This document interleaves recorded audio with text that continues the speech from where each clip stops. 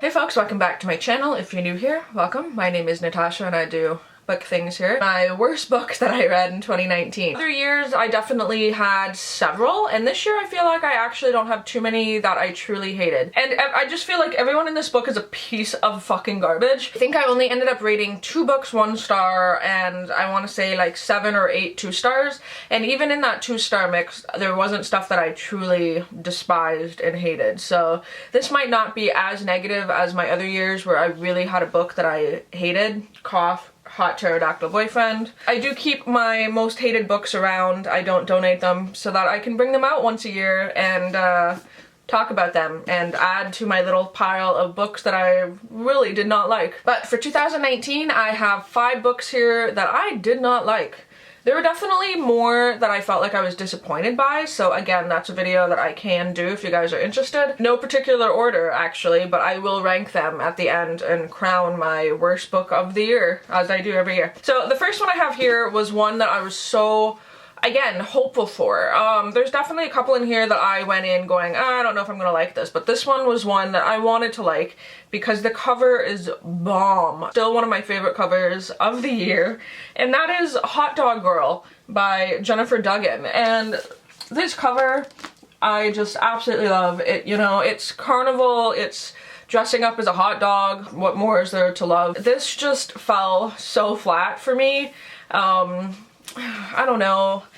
Maybe I need to write a carnival book. I feel like a lot of these books just ends up going like, you know what, I could write a better book, and that's kind of what this feels like. I don't remember the characters' names, as I don't for the books that I hate. It's just sort of information in and information out. It follows this girl who works at a carnival, kind of like a Coney Island sort of vibe amusement park, and it is getting shut down. So this is the last summer that she's working there, and she gets assigned to be the hot dog, and then she also has a crush on this other boy, and it ends up being this weird, like, this person has a boyfriend and then there's cheating, which I don't like, and I don't like especially in teen books. Like, I'm not saying that cheating is okay in adult books, it's still something that I personally don't like reading about. I think cheating is just shitty, like, in general. Just break up with somebody if you're looking to cheat on them, like, it's pretty simple. There's this, like, weird teenage cheating, which feels even more icky because it's just, I understand it's something that happens, but it's something that is, like, I don't want to say promoted, but, like, talked about. I don't know, it gave me the wrong vibes. It didn't sit well with me, and honestly, I walked away from this going, this book could be better. And that's, you know, I didn't hate it necessarily, but I was like, this could be so much better, and probably my most disappointing read based on what I wanted it to be, and it did set it up as something that I thought I would like, and I just simply didn't. So the second one I have here is a classic and the oldest book that I read this year, and it didn't work for me. Sadly, most classics don't. Yeah, this was part of a challenge where Jeff bought books for me. And sorry, Jeff, this is one of the books that I hated this year. That's The Invisible Man by H.G. Wells. Now, here's the thing. I think that this is a condensed version because my understanding this is a lot longer and a lot more dense and a lot more, like, story. And I don't know, I just read this and it was strange. It was weird. It was very, like, it seemed dumbed down. I mean, granted, it was written in, like, the 1870s or something, but it seemed, just very blah, very simple. It was just no real story. It's about this man who is invisible, and he's kind of a dick. Just straight up is an asshole. No, there's no character you're rooting for. Like, you're not really rooting for, you know, the townspeople because they're rude to him. You're not really rooting for the invisible man because he himself is being a dick. So yeah, like, there's no one to root for. You're just reading this story going, when is this going to end? But overall, this sort of solidified the fact that, like, hi, I don't really like classics.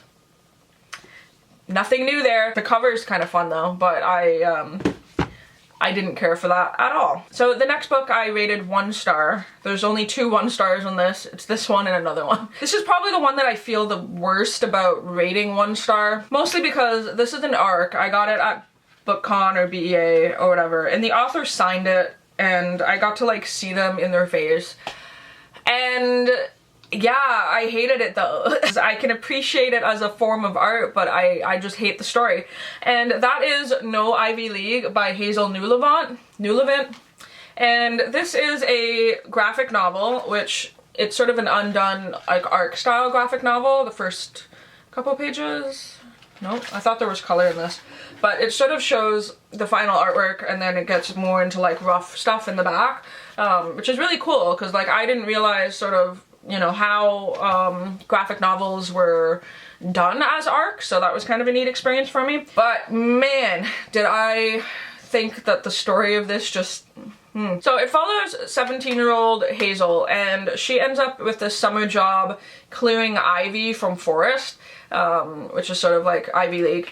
But Hazel herself comes from like a sheltered, kind of homeschooled, very privileged life, and she's in it for a summer job just to get some extra money for like concert tickets. She realizes that the job that she has is actually mostly for at-risk teens, and there's just discussions in here that like, I don't know, I feel like you just wouldn't ask or it just felt very like, I'm privileged, I know I'm privileged, but I'm gonna try to learn about, you know, what these at-risk teens are going through. And it just felt like very much like she didn't really learn a lot. It's just, she sort of walked away from this still privileged despite having sort of Googled and asked these sort of insensitive questions about race, about privilege, and that kind of thing. There's also something in here that I find a little off-putting, which I get because I was a teenager with crushes on older men. Hi. She has this massive crush, like lust and thirst for like the camp counselor, and it's in here and it's weird. Like, it's not really explained that like he doesn't reciprocate it, nothing really happens, but it's still very like creepy, and they don't really push what happens with that. Really?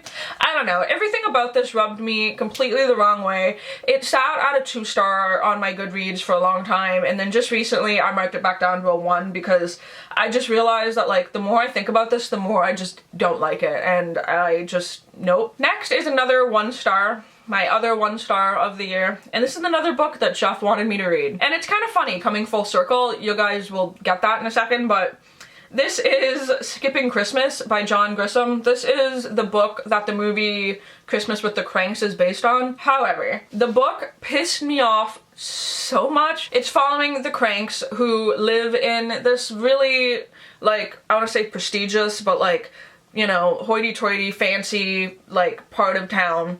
And they're rich and they're snobby, and all their neighbors are rich and snobby. And they, you know, go on this sort of like, you know, pre-Christmas journey where it's like, we have to go to the bougie shops and get the bougiest things. They find out that their daughter, I think, is not coming home for Christmas, so they decide to go on a Caribbean cruise and skip Christmas.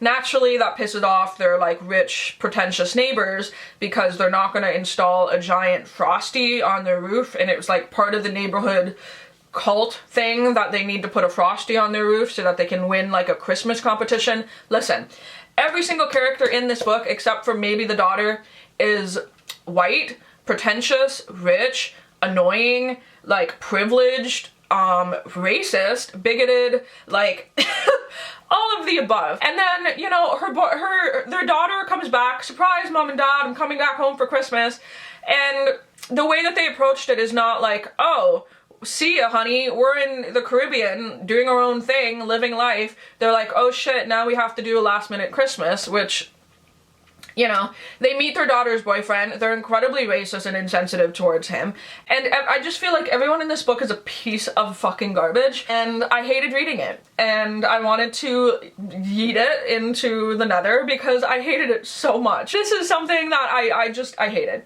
Now, it's funny, because Jeff got this book because I personally don't like Christmas. Hi, if you're new to my channel, I don't like Christmas, it's not my thing. I just think Christmas is like a big production and I hate it. This year, when we actually went to Hawaii for Christmas, which I'm realizing how privileged and spoiled that sounds, we actually skipped Christmas this year. And we didn't really do Christmas. We did like a dinner in Hawaii, but I just thought it was really funny that the book I hated is something that I kind of ended up doing this year. You see how full circle? But yeah, everyone in this book sucks, and the book sucks, and the premise kind of sucks. Honestly, I think it would have been a better book if it was like 6 pages where it's like, hey, we're going to the Caribbean for Christmas, and then it's literally like the daughter's like, well, like, what if I come home? And they're like, tough shit, honey, figure it out. We're in the Caribbean, having the time of our lives, being bigoted white people. So that probably would have been a better book. Definitely hated this, gave it 1 star. Moving on. And lastly, for my 5th most despised book of the year, worst, whatever, that I read in 2019. This is another arc, which fell flat for me. Sorry, but sometimes it happens. And that is Unpregnant by Jenny Hendricks and Ted Kaplan. This had everything that I could want. Now, keep in mind that I have another book here that this, in my mind, is going to seem very similar to. Girls on the Verge talks about a road trip where the girl needs to get an abortion. Hard subject. From my understanding, this is a fantastic book. So when I was pitched this, I was like, perfect. I haven't read this yet. This might be similar. I'll compare the two. Still haven't read this one. Keep that in mind. This one, however, is strange. This has all the setups of a road trip book, which I love. You guys know I love road trip books. It's one of my favorite, like, I don't know, summer easy breezy kind of things.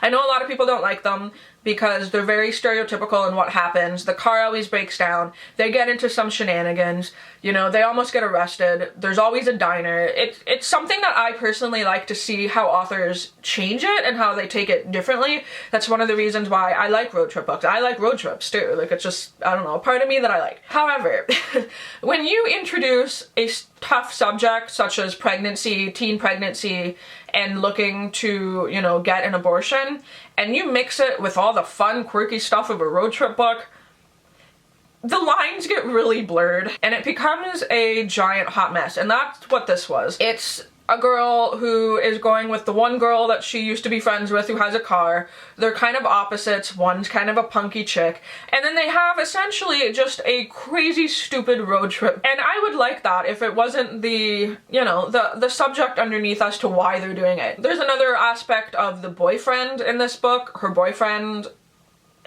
Ooh. Now, I'm gonna spoil this. If you guys don't want spoilers for this book, just end it here, or maybe come back in a certain time slot when I'm not holding this up anymore. So the boyfriend in this purposely gets her pregnant, and it's gross, and I hate it, and I hated reading it. It happens, I understand it, but it's gross. The boyfriend feels like this sort of over-the-top villain in that he shows up every single time, and like all the characters, like it's too convenient. And I get it that road trip books are convenient, but it's too convenient. It feels gross. I don't like it. I gave it a 2. I don't know why I even gave it a 2 because I really did not like this. Really, I gave it that 2 star because some of the road trip parts I did like because I like road trip books. It's something I like. But, man, I didn't like this. But yeah, those are my 5 least favorite books of the year. So now we're going to rank them and find out what is going to join Hot Pterodactyl Boyfriend and I Love You, Beth Cooper as the worst books I've read in the last 3 years. So let's rank them, shall we? I think coming in 5th, my 5th least favorite book, is probably Hot Dog Girl. Like, I did get some enjoyment out of this. Not a lot, but some. And then probably coming in 4th is Unpregnant. I mean, this was pretty bad, but still, like I said, there was those road trip parts of it that I kind of enjoyed. Maybe The Invisible Man, because I didn't like reading it. I didn't go into it thinking it was something I was gonna like, so I wasn't disappointed by it. There was just no enjoyment there. So there's that. And then the last 2 books here that I have, I think the number 2nd worst book of the year for me was No Ivy League, because again, I can appreciate the artwork. Leaving the least favorite book of the year, probably not a shocker, Skipping Christmas. Absolutely hated it. Hated it with the fire of 1,000 suns. So into a pile of its own as the worst books that I've read in the last 3 years. So if you would like to not read these, here they are. We have Hot Pterodactyl Boyfriend, the champion of 2017. We have I Love You, Beth Cooper, which was our 2018 worst book. And then now we have Skipping Christmas, which is our 2019 least favorite book. Worst book? Maybe. Worst book I read? Definitely. Hopefully you guys like this video. it's okay to be negative sometimes, you know? And yes, I do feel bad about these authors who, you know, put their time and energy into these works, but they're not going to work for everybody, and books aren't going to work for people. That's just opinion. Here's mine. Leave me in the comments down below, what was your least favorite book or worst book that you read in 2019 so that I can not read it, and that would be great. Hopefully everyone is doing good, and I will talk to all you soon. Bye.